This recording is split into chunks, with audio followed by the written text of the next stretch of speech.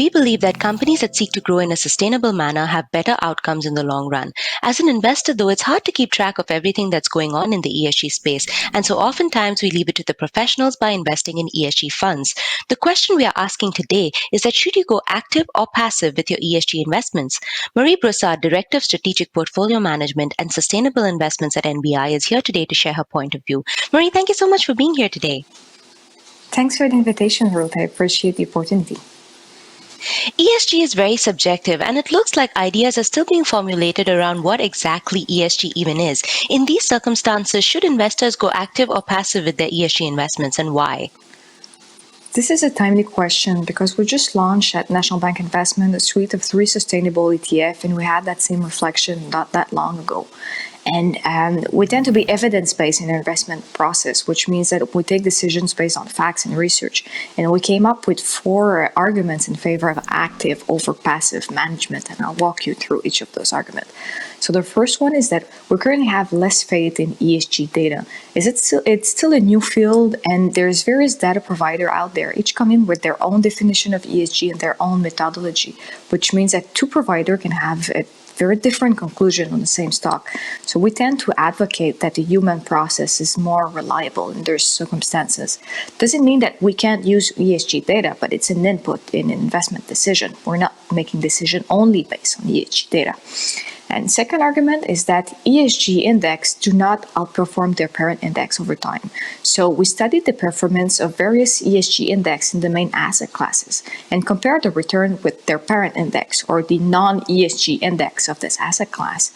And our conclusion was that you're definitely not leaving money on the table when you're using an ESG index, but there's also no significant clear alpha generation. And we all know that there is opportunity to create value for the client in the sustainable space. The third argument where we came up with is that a quantitative process can lead to questionable names in the portfolio.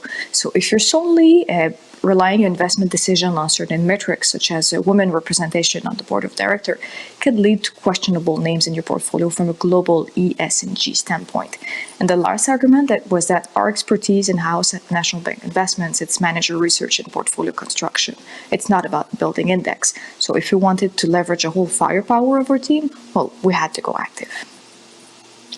Well, 2 of the most important and popular styles in ESG, if one can call them so, is either to exclude certain sectors and companies altogether or to engage with companies that already exist in what is often called problematic sectors. As a manager of managers with both kinds of arguments on your plate, which are the positives and negatives of both these styles? So most of my responsible investment colleagues will prefer engagement over exclusion because you have the ability to influence portfolio companies toward a better outcome. But I think that both could coexist. They come into play at different time, and they serve different purposes in an investment process.